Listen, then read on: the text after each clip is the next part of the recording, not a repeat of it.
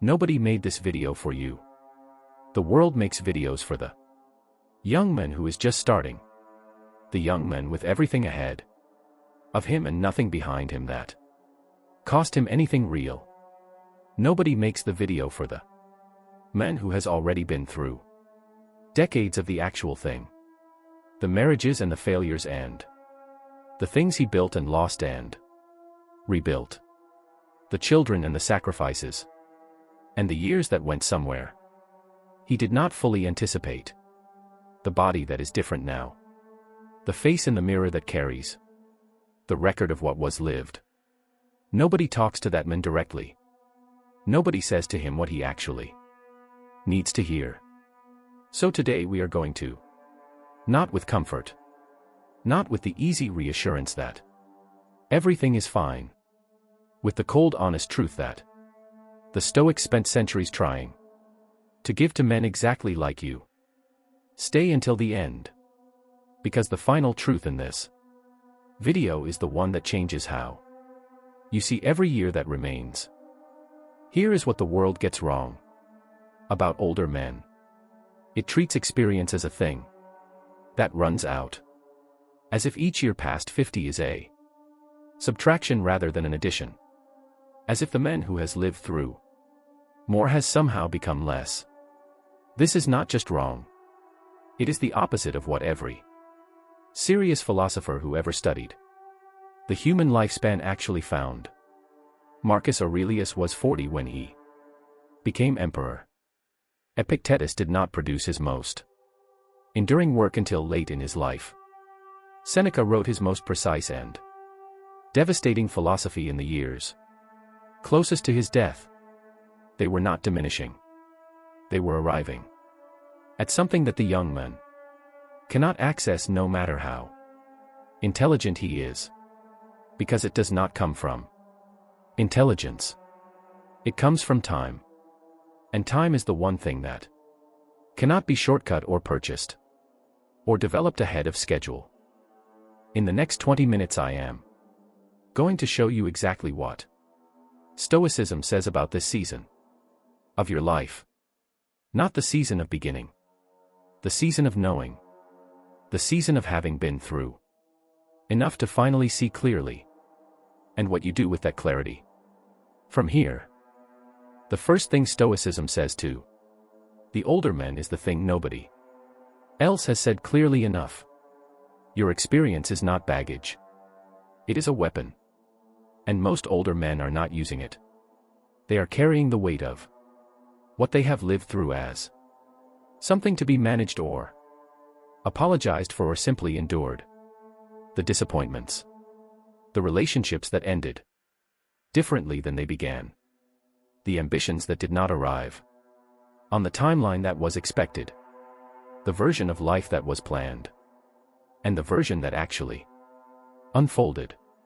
The gap between those two things sits in the body of most older men as something that was never fully examined, never integrated, never turned from weight into resource. Marcus Aurelius wrote something that most younger readers completely misunderstand. He wrote that every obstacle is the path. Not that the obstacle is beside the path. That it is the path. The Stoics were not writing philosophy for the comfortable. They were writing it for the men who had been through enough to know that the smooth version of life is not the real version. And they were saying to that man with complete directness that the difficulty was not a detour from the destination. It was the destination. Everything you have been through has been building something. Not despite itself. Because of itself.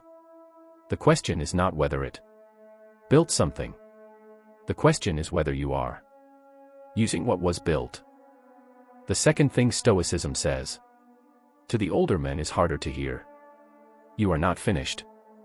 This sounds like encouragement. It is not encouragement. It is a demand. Because most older men have quietly concluded somewhere in the years that they are not consciously, not as a decision they would announce or defend, as the invisible architecture, beneath their daily choices. The settling that does not announce itself as settling. The acceptance that quietly became resignation without ever being called that. The voice that says you have had your turn that gets confused with wisdom when it is actually something else entirely. Epictetus was born into slavery. He had every objective reason to conclude that he was finished before he started, that the circumstances of his birth had determined the ceiling of what was available to him. He refused. Not loudly. Not through protest. Through the specific Stoic practice of returning every single morning to what was actually in his control, and building from there, regardless of what was not. What is actually in your control right now, not what was in your control 20 years ago, not what would be in your control under different circumstances. What is genuinely available to you in the life that exists today? Because whatever that is, it is enough to build something real with. Something that matters. Something that has not yet been built. The third thing Stoicism says to the older men is perhaps the most important thing on this list. The approval you spent decades seeking was always the wrong currency. Think about how much of your life was organized around other people's assessment of you. The career choices made because of what certain people would think. The decisions shaped by the need to appear successful or capable, or in control in front of specific audiences. The compromises made to maintain relationships that required a version of you that was not quite the actual version. None of that was wrong exactly. It was human. It was the normal operation of a mind that had not yet been freed from the judgment of the crowd. But here is what the older man has that the younger man does not. Enough evidence to finally see what that currency actually bought, and to make a different calculation going forward.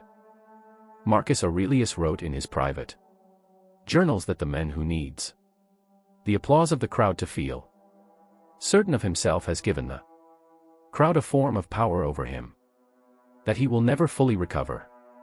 He was writing from experience, as a man who had the applause of millions and understood exactly what it did and did not provide.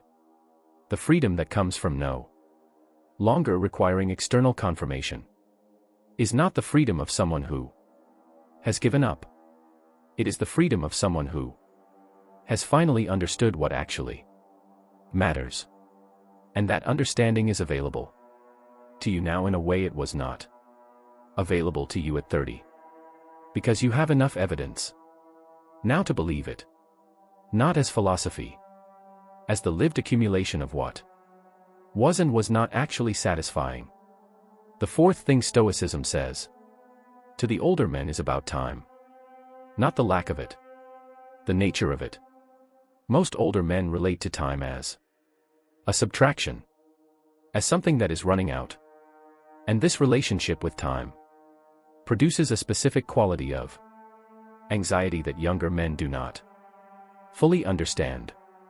The sense that the window is closing, that whatever is going to be built needs to be built now or never, that the best years are behind. Seneca addressed this directly in his most important essay on the shortness of life. He wrote that most men do not discover that they have enough time because they never properly use it. He was not saying that time is not finite. He was saying that the anxiety about its finitude was itself the waste. That the man who spends his remaining years grieving what has passed and fearing what is approaching is spending on the grief and the fear the exact time that could be spent on what still matters. The Stoic practice of confining yourself to the present is not passive. It is the most aggressive possible relationship with time. It says the only time that exists Is this one? Not the time that was wasted. Not the time that remains. This specific day. This specific decision. This specific opportunity to do what matters with what is actually here right now. And that practice is available to you at any age. In fact, it is more available at your age than it was before. Because you have enough behind you to understand what the past actually costs. And enough ahead of you to make what you do with it matter. The fifth thing Stoicism says to the older men is about legacy. Not the conventional version. The Stoic version.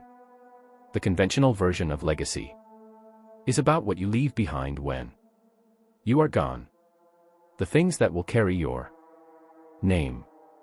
The achievements that will be remembered. The evidence that you were here. And that it meant something. The Stoic version is completely different. Marcus Aurelius wrote about legacy with a directness that most people find uncomfortable the first time they read it. He pointed out that Alexander the Great and the stable boy who cleaned up after his horse are now equally forgotten. That the greatest empires of the ancient world are dust. That the names that seemed immortal have become unreadable. He was not saying that none of it mattered. He was saying that the version of legacy that requires the world to remember you correctly is a trap. Because the world will not remember you correctly. It will remember its version of you, which will bear some relationship to who you actually were and also be considerably different in ways you cannot control.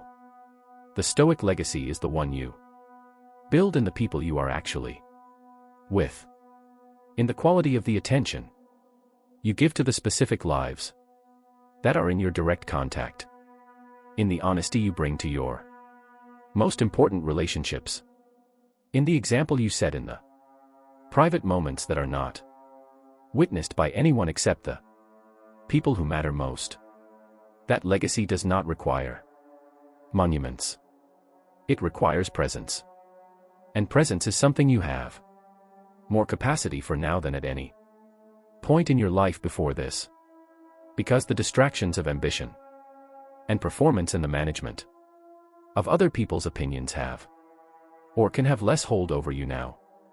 And the clarity that remains when those distractions are released is exactly the quality required for the kind of presence that actually changes the people closest to you. The sixth thing Stoicism says to the older men is about the body. This is the one most people skip or soften because it is uncomfortable. The body is different. Things that were possible before are harder now or no longer possible. Recovery takes longer. Energy is allocated differently. The relationship between what you want to do and what you can do without cost has changed. And most older men are either fighting this reality with a kind of desperate denial, or they have accepted it in a way that became the first step toward a much broader acceptance of diminishment. The Stoic position is neither of these. It is the cold, honest acknowledgement that the body changes, followed immediately by the equally cold, honest question of what is still possible within what is actually true. Epictetus had a lame leg from being treated brutally as a slave. He did not pretend the leg was fine. He also did not allow the leg to define what was available to him. He made the precise distinction between what was in his control and what was not. The leg was not in his control. Everything else was. The body is not in your control, in the sense that you cannot reverse what time has done. What you do with what you have today is entirely in your control. And the Stoic practice of working with what is actually present, rather than grieving what is absent, is the most productive relationship with the body that is available to you right now. The seventh thing Stoicism says to the older men is the one that matters most. The second half of your life has the potential to be the more important half. Not despite everything that came before. Because of it.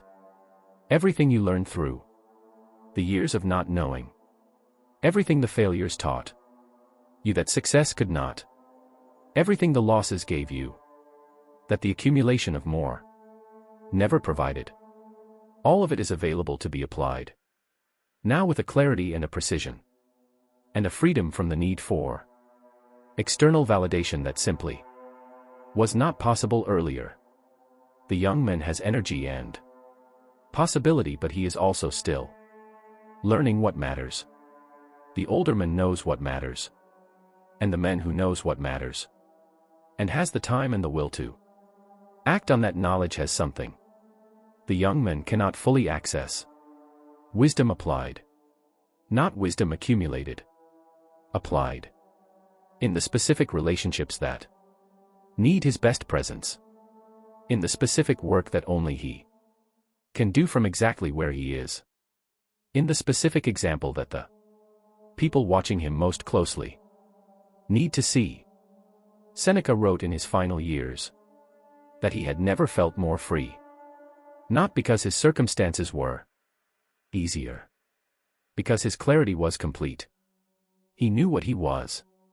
He knew what mattered. He knew how he wanted to spend whatever time remained. And he was spending it that way. Not waiting for the right moment. Not managing other people's perceptions.